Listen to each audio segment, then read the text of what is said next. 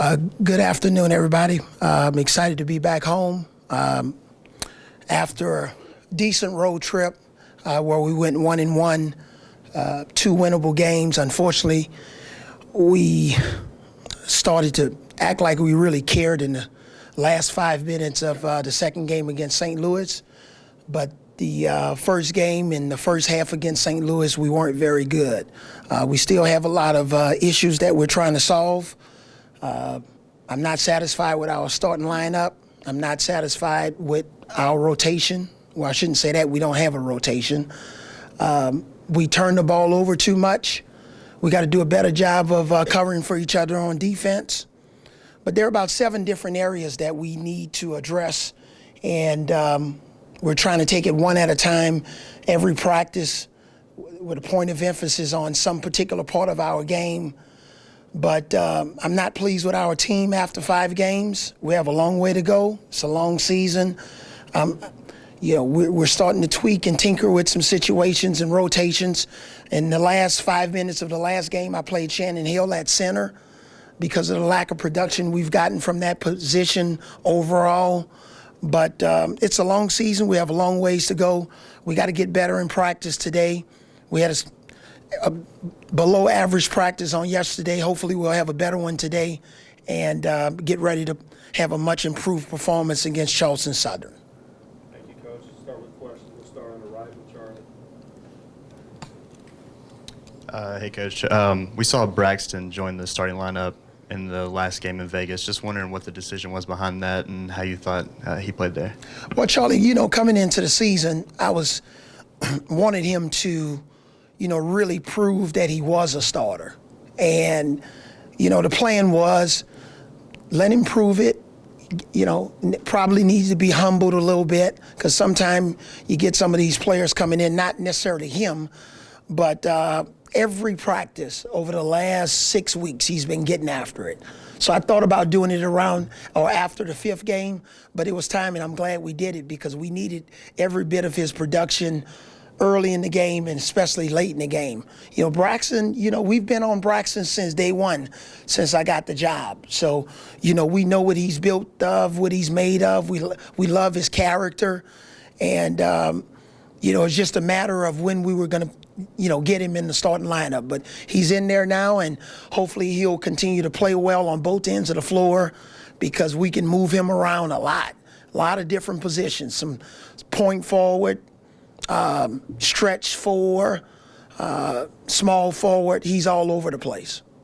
From that side, we'll go to Cecil.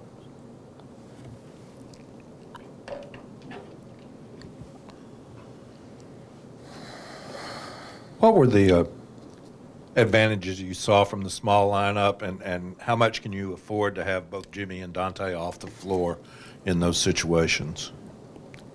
Well, the advantages were we were trying to spread the floor. We were having trouble scoring against the zone. So having Shannon at 5, another 3-point shooting threat. He made one at the end of the game finally to give us a lift there. But when you have 5 3-point shooters on the floor, it gives us an opportunity to open up the lane a little bit more, not be so predictable on offense. Go back over the right side, we'll go to Mark. Ask what you thought the benefits of playing in that tournament were, and what do you think the team got out of it? It was good for us to bond a little bit on the road. We're still trying to improve our team chemistry. It's definitely not where last year's chemistry was.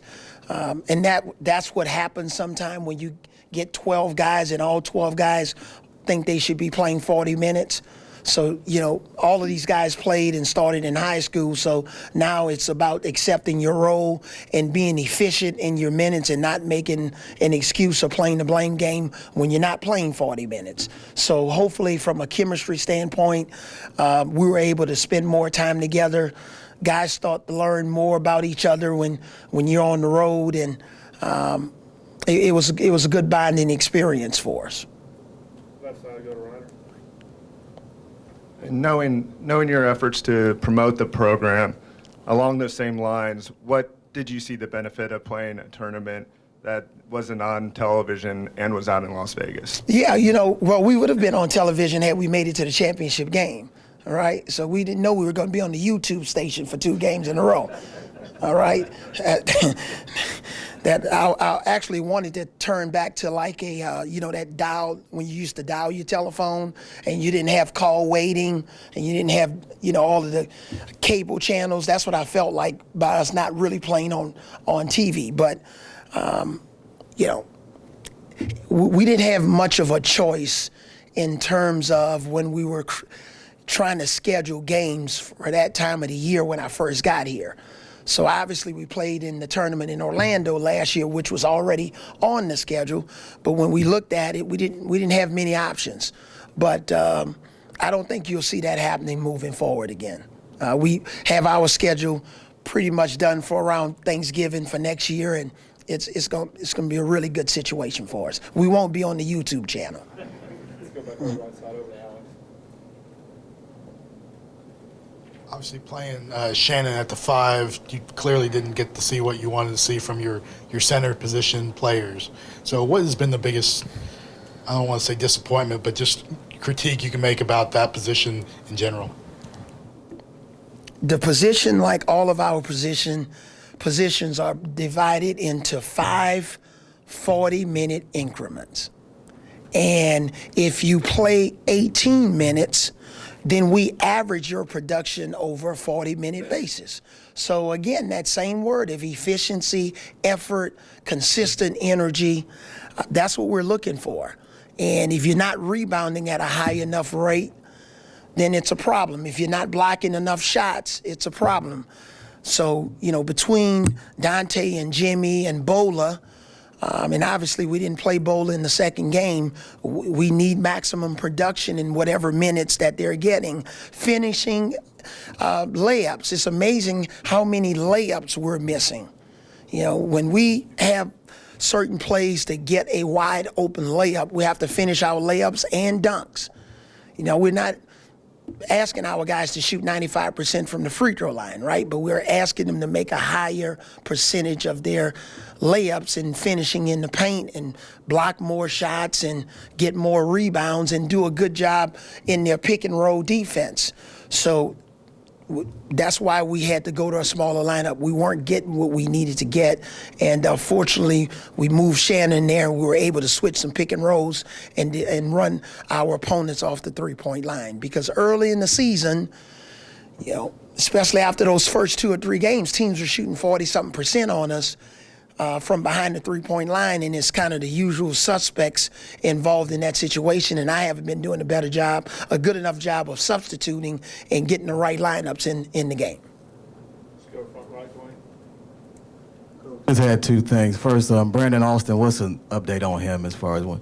Brandon Austin is 100% healthy and practicing hard, and that's where we are.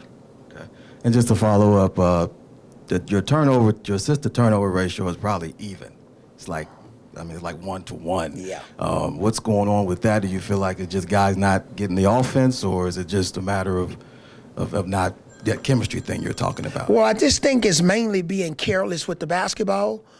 We have a lot of guys just not being strong with the ball. 2-hand catches, getting on the correct pivot foot, making sure our spacing is correct when we're on offense.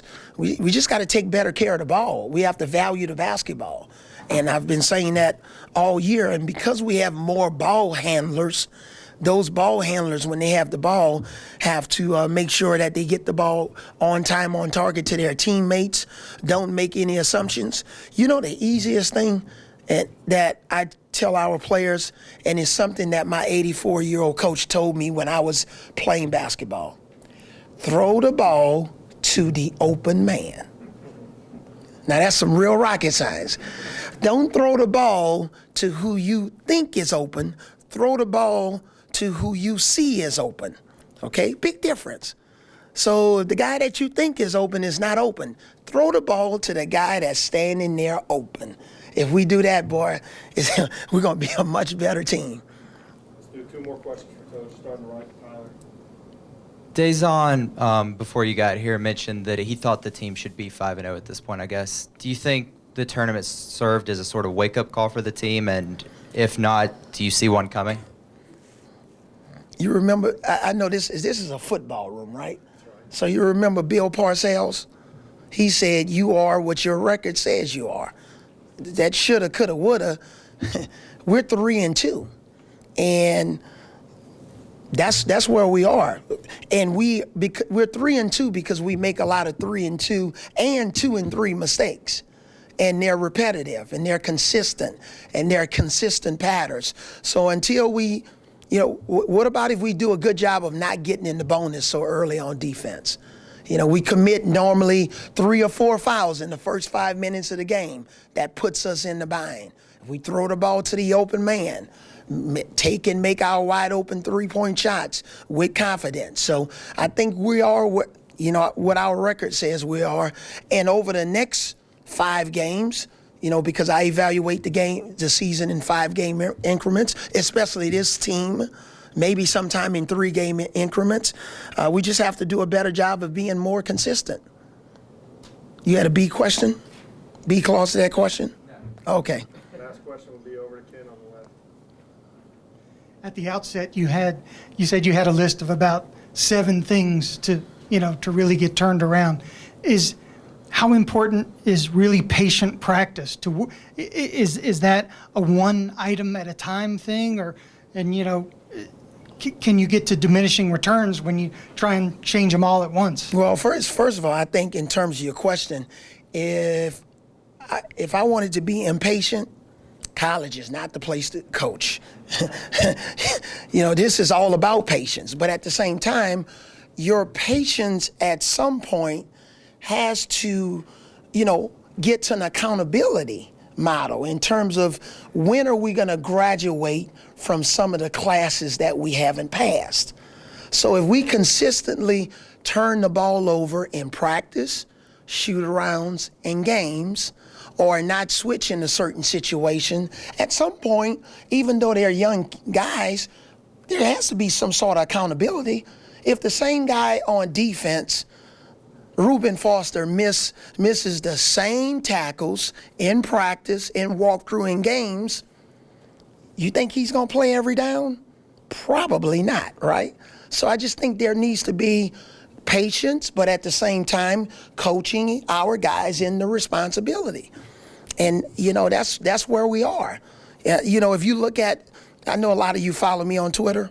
Look at what I tweeted of what we practiced on yesterday. That'll give you an idea of some of the areas we have to practice in and have to get better if we're going to end up, going to that next level as a team. And this team, I don't have any unrealistic expectations. I never told you guys they were a Final Four team, but there is a level of taking that next step to becoming a much better basketball team. And it's not too early in the season to necessarily demand it, but we should be graduating in some areas where we've consistently had some average performances. All right, thank you, Coach. All right, thanks.